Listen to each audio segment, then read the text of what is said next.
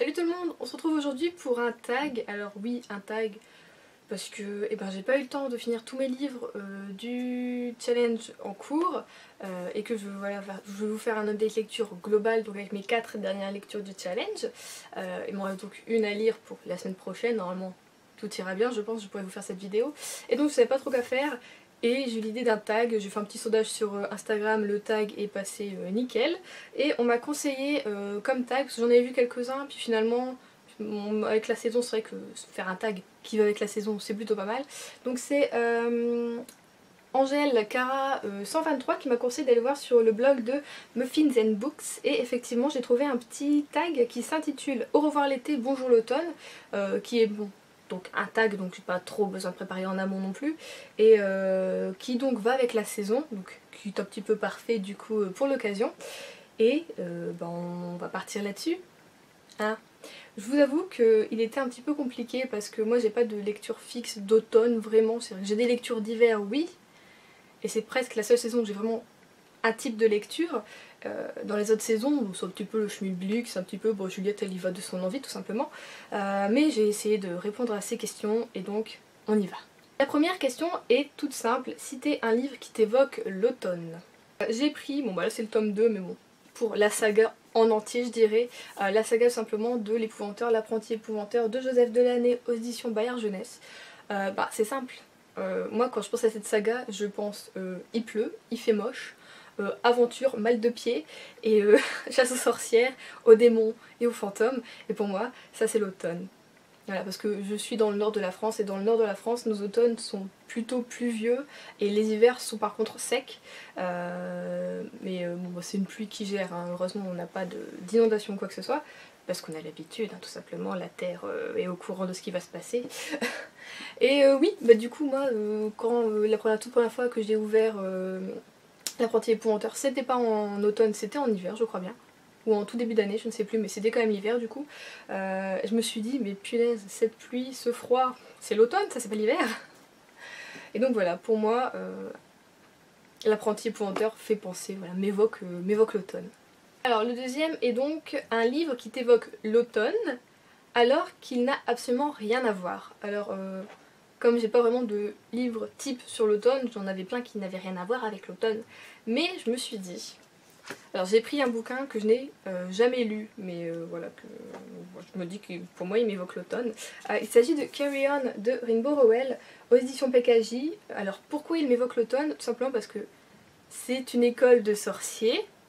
Donc moi qui dis sorcier, dit forcément un peu automne, Harry Potter, voilà, on a la rentrée des classes quoi. Donc c'est ça en fait, tout simplement l'automne, la rentrée des classes. C'est ça, ça se passe dans une école de magie, donc moi ça m'évoque l'automne sans forcément parler de l'automne concrètement ou que ce soit un sujet vraiment dans le bouquin. Je le dis depuis que je l'ai, hein, mais j'ai envie de le lire ce bouquin et je trouve jamais l'occasion. Je pense que du coup cette année, en novembre, je vais peut-être avoir la possibilité de l'ouvrir enfin. À moins que je le garde pour le Cold Winter. Non, faut pas que je dise ça, parce que quand je dis je garde ce bouquin pour le Cold Winter, finalement je ne le lis pas et il attend encore un an dans ma palle et non. Donc si je le sens, je vais peut-être l'ouvrir pour cet automne. Un livre que tu as lu l'automne dernier. Alors là on peut dire merci à Booknode qui conserve, voilà, on note les dates auxquelles on lit nos bouquins et donc qui conserve l'historique de lecture, parce que j'écris toutes mes lectures sur un calendrier, donc vraiment le jour où je l'ai commencé, le jour où je l'ai fini, et j'ai jeté ce calendrier de l'année dernière, alors que d'habitude je les garde, là je l'ai jeté. J'ai donc lu en automne l'année dernière, au mois d'octobre si je me souviens bien, 7 jours à River Falls de Alexis Aubanque aux éditions Livre de Poche. C'est vrai que j'avais beaucoup aimé ce premier tome, le deuxième tome j'ai lu il n'y a pas très longtemps qui était donc un automne à River Falls que j'avais un petit peu moins aimé, mais je garde pour le Cold Winter Challenge de cette année un Noël à River Falls, donc j'espère que ça va un petit peu remonter la pente et puis que je pourrai bien le lire tranquillement au chaud avec un petit thé, tout ça quoi. Oh mon dieu, la prochaine question. Elle a été compliquée sans être compliquée. C'est le fait de choisir un livre qui est compliqué pour ma part, donc c'est un livre que tu veux absolument lire cet automne. Il n'y en a pas qu'un, hein, forcément vous en doutez, donc je vais vous en présenter 3 parce que je ne sais pas, parce que vous me connaissez, je vais dire je vais avoir envie de lire celui-ci et puis je le ferai pas, donc c'est pas mal, je vous en mets 3, comme ça peut-être que j'en lirai un des 3 quand même. Alors depuis que je les ai, j'ai une mouche, excusez-moi, une nouvelle amie, j'ai envie de lire les Kate Morton. Voilà, c'est juste l'autrice de saga familiale. Je n'ai jamais lu de Kate Morton et donc j'ai Les Brumes de Riverton, donc aux éditions Pocket, et j'ai Le Jardin des Secrets, également aux éditions Pocket. Et alors en fait le dilemme avec ces deux bouquins que j'ai énormément envie de lire, c'est que je ne sais pas par lequel commencer. Et celui qui m'évoque le plus l'automne, en tout cas au niveau déjà de la couverture, je dirais quand même celui-ci, non? Là on est plus sur peut-être un début de printemps. Qu'est-ce que j'ai eu un accent belge?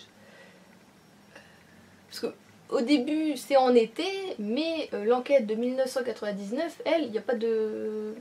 de saisonnalité. Mais les brumes, pour moi, c'est un peu plus automne que le jardin. Je ne sais pas. Si vous avez lu les deux, dites-moi par lequel commencer tout simplement. Et voilà, j'ai envie de lire un Kate Morton cet automne, je ne sais pas lequel.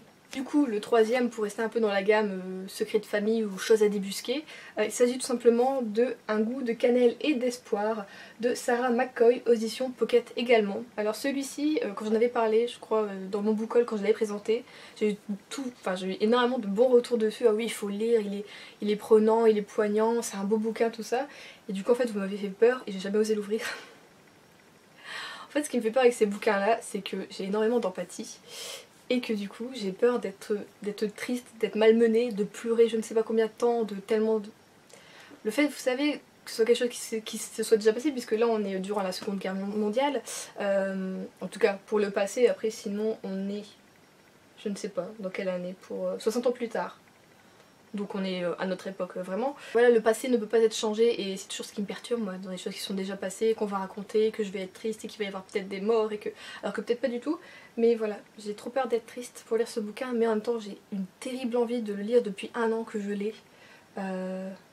Cette couverture est toute mignonne, enfin voilà, le titre est hyper évocateur, je sais pas, il me donne tellement envie, mais en même temps j'ai tellement peur.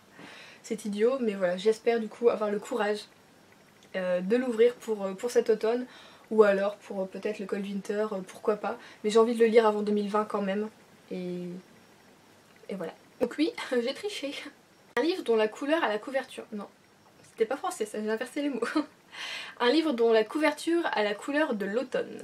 Alors en fait j'en ai pas mal dans mes bibliothèques, je pensais pas, mais j'ai choisi un livre qui fait partie de ma toute première, même pas ma toute première, enfin si on compte pas l'enfance vraiment au niveau lecture, c'est ma toute première série qui m'a fait accrocher à la lecture. Il s'agit tout simplement de Fableven.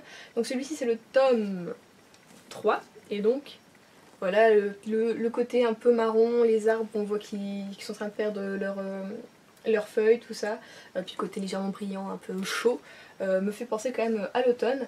Et puis bah cette série, si vous l'avez pas lue, alors je sais pas si quand on est adulte on a le même sentiment que quand moi je l'ai lu, mais bon je l'ai commencé, j'avais quand même 17 ans, donc j'étais pas toute petite non plus, hein, on va dire.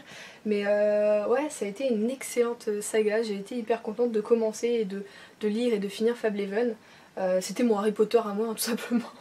Parce que Harry Potter j'ai découvert bien plus tard, les livres en tout cas, hein, pas la saga des films. Mais voilà, c'est une belle couverture et c'est une belle série. Un livre avec une ambiance parfaite pour l'automne. Alors cette fois-ci, j'ai encore triché, qu'il ne s'agit pas d'un livre mais bien d'une BD. Donc j'ai pris le tome 1 des carnets de Cerise, qui est donc Le Zoo pétrifié de Joris Chamblin et de Aurélie Néré. J'ai toujours du mal. Et c'est donc dans la collection Métamorphose. Alors rien que de toute façon, vous le voyez, la couverture, vous êtes là, oh bah bien sûr que c'est l'automne, Juliette, évidemment que c'est l'automne. Alors il y a de la chance, c'est quand même un automne plutôt sec dedans, et qu'une pluie peut-être dedans. Et alors, qu'est-ce que je pourrais vous montrer qui me fait penser à l'automne? Bah oui, rien que ça, je trouve un peu. Quoique non, je veux pas trop vous en donner non plus, si vous n'avez pas lu la saga. Ah bah ça tout simplement. Si ça c'est pas l'automne, qu'est-ce que c'est? Je devais continuer la saga cette année, et sauf que le tome 2, si je ne me trompe pas, il se passe en été, et j'aime être dans la saisonnalité, mais je crois que je tiendrai pas en fait de pas lire Carnet de Cerise cette année. Donc je pense lire quand même le tome 2 et le tome 3 avant la fin de l'année. Là c'est long. Un livre de plus de 500 pages que tu peux lire toute la nuit avec une boisson chaude et un petit plaid. Alors j'ai pas mal de livres en fait de 500 pages, je m'en suis rendu compte en regardant tout simplement. Alors celui qui pouvait me tenir en haleine toute la nuit en mode ouais j'ai les yeux qui piquent, là, il faut que je tienne comme ça avec des allumettes, mais que je ne voudrais absolument pas lâcher, et que j'ai eu du mal à lâcher d'ailleurs quand je l'ai lu, c'est tout simplement La vérité sur l'affaire Harry Kéber de Joël Dicker, aux éditions de Fallois Poche.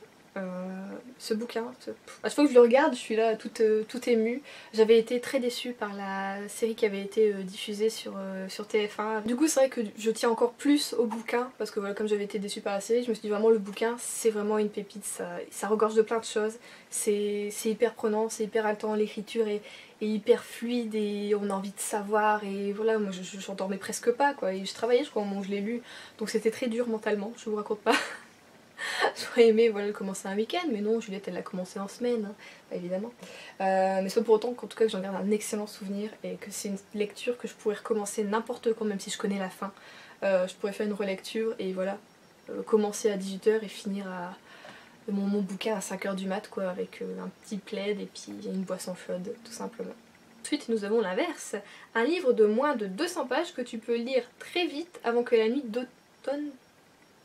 Ah non, avant que la nuit automnale n'arrive. Alors là par contre ça s'est avéré énormément compliqué, puisque la plupart des bouquins que j'ai font entre 300 et 400 pages, voire 500 pages, donc moins de 200. Je me suis dit ok ça va être easy, et en fait non, parce que je voulais vous présenter des Narnia, et en fait de ceux que je voulais vous présenter que j'ai pas lu, et puis en fait il y en a aucun qui fait moins de 200 pages. Du coup, hop là, on est parti sur une lecture que j'ai finie très récemment, qui fait 169 pages et qui est excellente. Il s'agit tout simplement de Frappe-toi le cœur d'Amélie Nothomb aux éditions Albin Michel.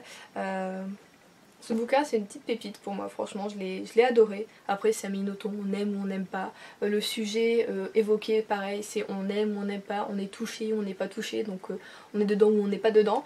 Mais franchement c'est un bouquin que j'aurais pu lire en même pas 2 heures. Avant d'aller voilà, me coucher, avant une nuit automnale. Voilà, pour me tenir compagnie, ça aurait été parfait. Ensuite, un livre de sorcière que tu as lu. Alors pareil, là c'est un peu compliqué parce que je lis pas énormément de livres avec de la sorcellerie ou quoi, c'est-à-dire que je suis très roman moi en fait, je m'en rends compte, je suis très roman ou thriller, enfin voilà, si on change dans les catégories, enquête ou romance contemporaine, mais c'est vrai que niveau sorcière je suis pas énormément. J'ai plus tout ce qui est un peu loup-garou, vampire même. Et du coup, c'est pas un livre de sorcière, c'est un livre de sorcier que je vais vous présenter, qui est plutôt connu, enfin en tout cas à sa sortie, il a fait un très bon buzz, et je l'aime toujours, voilà, cette saga. Il s'agit tout simplement de Halfbad, de Sally Green, donc là c'est le tome 1, aux éditions Milan. J'ai lu toute la trilogie, le meilleur pour moi c'était quand même le premier, mais le 3 m'a déchiré le cœur, m'a déchiré l'âme tout simplement. Cette fin était magnifique. Enfin bon, c'est une série que voilà, je garde à tout jamais dans mon cœur, je pense que je pourrais jamais m'en débarrasser. Elle devait être adaptée, je ne sais pas si c'était en mini-série ou quelque chose comme ça, je ne sais pas si ça a été fait et si ça va se faire, je ne sais pas si je le regarderai parce que voilà, j'ai trop de bons souvenirs de cette saga. Si vous l'avez pas lu, si vous aimez la sorcellerie mais version moderne, vraiment pas de chapeau, pas de cape ou de baguette magique, bah foncez dessus tout simplement, il y a que ça à dire. Livre de sorcière que tu aimerais lire. Alors par contre, j'en ai peut-être pas lu beaucoup, mais j'en ai quand même 2-3 dans ma palle. Donc de tous ceux que j'ai dans ma page, j'ai pris celui que j'ai vraiment le plus envie de lire. Et donc il s'agit de Rebecca Kane, de Cassandra O'Donnell, aux éditions J'ai lu. Donc c'est une belle quand même petite brique, mais à ce qui paraît... Oh, petite poussière. Mais à ce qui paraît ça se lit tout seul, c'est une saga très addictive. Alors effectivement j'ai lu un Cassandra O'Donnell il n'y a pas longtemps que je n'ai pas aimé, qui était donc de la romance historique, mais qui en même temps n'est pas du tout son genre de base, son genre affectif on va dire. Donc je veux voir la reine de la fantasy sur ses bases, et je me dis que voilà, ce serait vraiment ça que je voudrais lire si je devais lire un livre dans pas longtemps sur la sorcellerie et les sorcières. En parlant de vampires tout ça, alors un livre qui parle de vampires, loups-garous et d'autres créatures fantastiques. Et ben pareil, une lecture que j'ai finie il n'y a pas très longtemps. Il s'agit donc du tome 10 de Mercy Thompson de Patricia Briggs aux éditions Milady. Alors cette série c'est pour tout ce qui est Beat Lit, c'est vraiment ma série chouchou. Je l'aime tellement que voilà, c'était encore un tome palpitant et très entraînant, et je vous en dis pas plus parce que vous l'aurez dans mon update lecture, mais dès qu'on parle vampire, loup-garou ou fée ou autre, moi c'est Mercy Thompson et rien d'autre. Ça va être une question où je n'ai pas pu répondre puisqu'il faut un livre qui parle d'Halloween. Je n'en ai pas. parce que je suis pas du tout épouvante, je suis pas très Halloween. D'accord, je veux bien manger une poignée de bonbons, mais c'est vrai que je suis pas attirée par cette période de l'année où il faut se déguiser, où c'est la chasse aux sorcières, où c'est... Non, moi je le dis toujours, je suis plus Noël et fin d'année, ça c'est ma période, mais par contre Halloween je n'ai aucun livre dessus. J'ai même essayé de fouiller dans ma petite tête et essayer de trouver un bouquin qui contiendrait juste même une soirée déguisée Halloween, et en fait j'en ai trouvé aucun, parce que mes personnages ne font pas Halloween. Donc voilà, celle-ci je peux pas y répondre malheureusement. Et donc la dernière qui est donc un livre un peu spooky, parfait pour la période d'Halloween. Alors pour un livre un peu effrayant, j'ai pris, bon, ça peut effrayer certains comme ça peut ne pas en effrayer certains, hein, tout simplement. J'ai pris le tome 1 de la saga Bodyfinder de Kimberly Derting. Je vais y arriver avec les noms, moi j'ai toujours un souci. Donc là c'est chez PKJ, c'est une saga qui a été arrêtée. Ils existent en fait en américain, mais PKJ a arrêté de les éditer à partir du tome 2, donc j'ai le 1 et le 2. Et alors pourquoi spooky? Parce que tout simplement on est avec Violette qui a 16 ans et qui voit, bon bah là elle voit des fantômes, c'est ça? Ah oui, elle repère les cadavres d'oiseaux morts jusqu'au jour où elle va repérer un autre type de cadavre et où elle va se faire poursuivre par un tueur en série et qu'elle va être un peu seule contre tous. Et du coup c'est vrai que quand je l'ai lu, je vous avoue que j'étais pas forcément bien. Hein, j'avais pas lu, avant celui-ci j'avais pas lu énormément de thrillers ou quoi, j'aimais les enquêtes, les films comme ça un peu... enfin voilà, où il y avait quelque chose un peu de flippant quoi, comme dans tout thriller.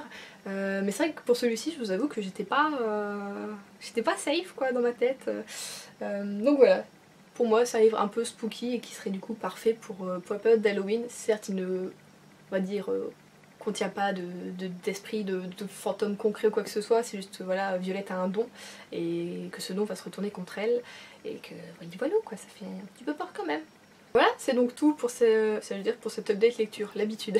C'est donc tout pour ce tag, j'espère que ça vous aura plu. N'hésitez pas, si vous ne l'avez jamais fait, à répondre peut-être en commentaire aux questions, si ça pourrait peut-être me donner des idées pour l'année prochaine pour mes lectures d'automne. Je vous retrouve donc la semaine prochaine avec une nouvelle vidéo. En attendant, je vous souhaite de bonnes lectures et je vous fais de gros bisous.